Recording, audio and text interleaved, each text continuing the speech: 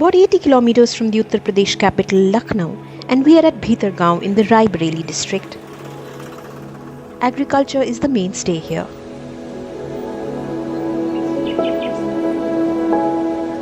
On a cloudy day, Shailendra Bahadur Singh is harvesting the last pumpkin of the season.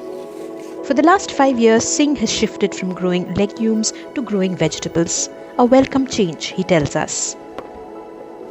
सब्जी हमारे लिए, हमको तो सब्जी ज़्यादा पसंद है और उसमें प्रॉफिट भी है।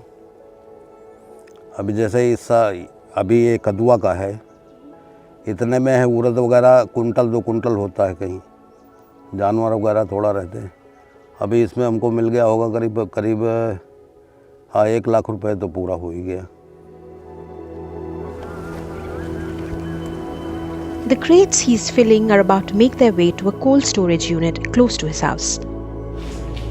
At 5 rupees a crate, it is a reasonable bargain, one that allows him to store his produce for a good day instead of worrying about them perishing. अरे उससे तो बहुत नुकसान होता मैम। अब मान लो 10 किलो सब्जी भी फेंकना है, 30 रुपए किलो भिंडी है, 300 की गई और यहाँ 5 रुपए में रख दिया, फिर 1-2 दिन बाद जैसे ही मंडी या कहीं बेचना है उठा के अपना फिर बेच दिया।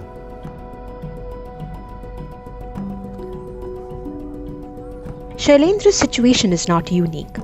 1/3 of all food in India is either spoiled or wasted before consumption because we don't have adequate cold chains and storage facilities. In terms of numbers, India might have thousands of cold storages, but power outages and the high cost of diesel to run them on generators are a recurring problem. In Bhitargaon, where power cuts are frequent, Satish, the owner of the cold storage here, tells us why he relies on biomass. शहरों की तरह यहाँ ऐसा नहीं है कि continue बत्ती आ रही है, अगर गई भी तो 2-4-5 मिनट के लिए गई, ऐसा नहीं है। कभी ट्रांसफार्मर जल गया तो पता चला 5 दिन बत्ती नहीं आई। हाँ, ये इको फ्रेंडली है। जैसे ये मिर्च हुई हमारी खेत में पैदा हो गई, मिर्च टूट गई, उसका पेड़ सूख गया, वो वेस्टेज हुआ, तो वो उस वेस्टेज से मैं इस कोल्ड स्टोरेज को चलाता हूँ। जो खेत की वेस्ट, जैसे ये पॉपकॉर्न मकाई है, इसका पेड़, मकाई टूट गई, पेड़ सूख गया, उसको मैं कटवा लेता हूँ, तो उसको मैं इसमें डाल के मैं इको फ्रेंडली करने के लिए मैं इसको उससे चलाता हूँ। इसमें इलेक्ट्रिसिटी का खर्च ना के बराबर है। Satish's cold storage unit is being used by around 100 farmers from the region. It also happens to be one amongst the 12 mature technologies in the country that is currently powered by DRE or Decentralized Renewable Energy.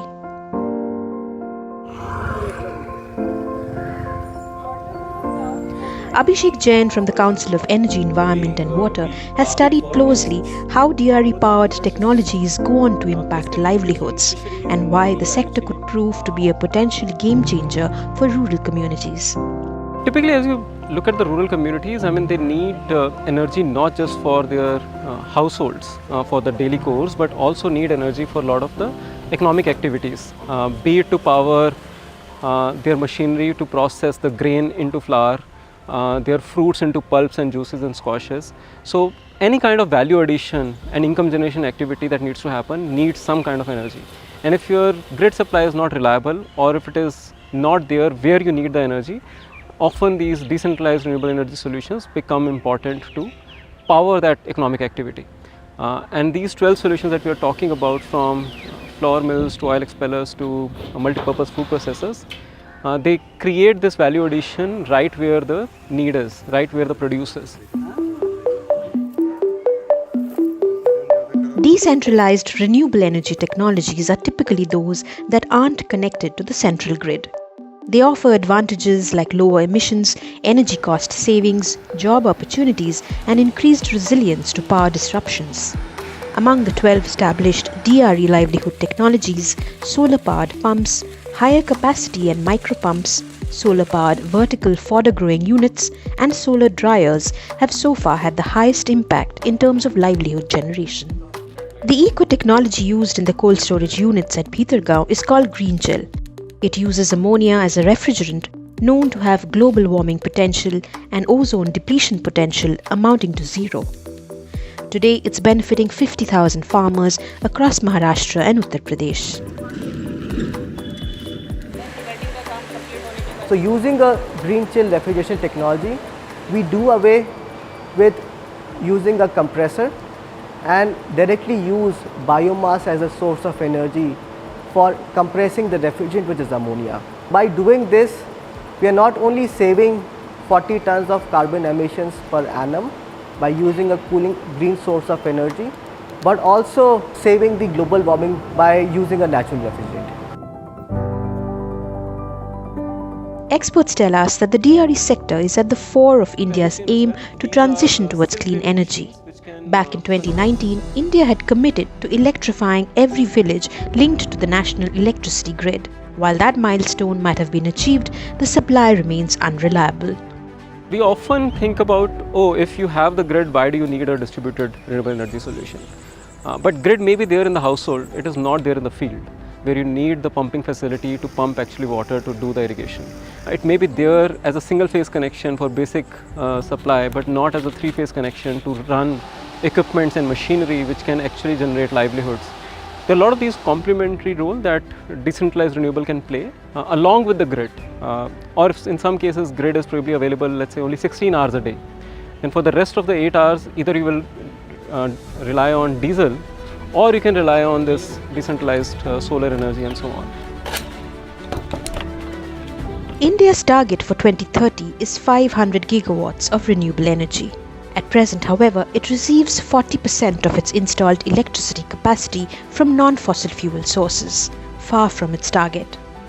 Fulfilling India's ambitious renewable energy objectives will also require an increase in DRE projects. At present, DRE technologies have a potential to impact 37 million livelihoods in the country, but so far its benefits have reached a little more than 5.5 lakh people. Sridhar Ishwaran of Samunnati Foundation, that enables finance for agri-solutions, tells us why one of the biggest roadblocks in the broad acceptance of DRE-driven livelihood solutions is its financing. 85% of the farmers are smallholder farmers in India with less than 2 hectares of land, and it is getting fragmented. For them, even to do the sowing, getting finance is a big challenge because the banks and other institutions, taking into account the risk, they are not able to fund it. The farmers are still dependent on informal sources. Coming to renewable energy, which is connected to climate, first we have to really understand the profile of the farmer, what are his core activities, and accordingly we deal with technologies which cost anywhere between 30,000 can go up to 200,000. So accordingly, you need to have the target segment. And one of the things which we also do is, if a 200,000 definitely is not something which we can give it to a farmer, but we try to give this particular setup to SHG groups which can afford this and they process it. According to a climate policy initiative report, India will require annual investments worth $18 billion by 2024, a 10x increase from current levels, to meet our sustainable energy targets. With inhibited financing, Abhishek underscores the need for awareness across the spectrum. If you go to a banker and say, okay, please give me a loan for a solar dryer, they'll be like, what is it? A banker has never seen a solar dryer. They do not know how to evaluate a credit application for a solar dryer. Like whether this is a viable loan for them to give or not, they have no idea. So that awareness gap needs to be bridged between customers, between financiers, between investors who are going to invest into these companies. So that to me is one of the biggest gaps.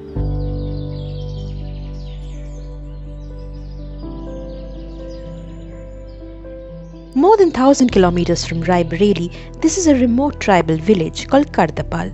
At this rural experience center in Odisha's Keonjhar district, Kuni Dehuri has trained more than 500 women in using these solar-powered silk reeling machines. Resham Sutra, the social enterprise behind it, has been using DRE technology to enable rural artisan communities to join the silk yarn creation economy, helping them gain financial independence. We set up something called a Rural Experience Center, which is basically a place where the women can come together and they can get a good amount of knowledge and training on how to run the machines and how to run their business as well. And once the training is done, then we do financial linkages we help the women to form a small self-help group or a producer company, so that the group can get access to all the different services and can do buying and selling better. A skilled artisan, Tehuri currently earns about 6,000 to 7,000 rupees a month, a 35% increment from earlier. Additionally, these solar-powered machines have also put an end to the ancient technique of thigh reeling, a process where women had to draw filaments from the silk cocoons and twist them on their thighs, a painful and tedious method. So basically, to get the same texture, we have a false twist device here that has a special pattern inside.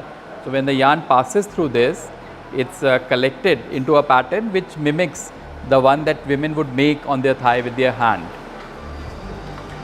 Resham Sutra's silk yarn machines have found takers in more than 20,000 artisans, mostly rural women across 16 states. It consumes only 15 watts power, so that's why it's very easy to run it on solar power. With a 40 watt solar panel, we are able to run this machine for about 8 to 10 hours and at the same time charge a battery. So when it can be run on during the dark hours or when there's rain or anything.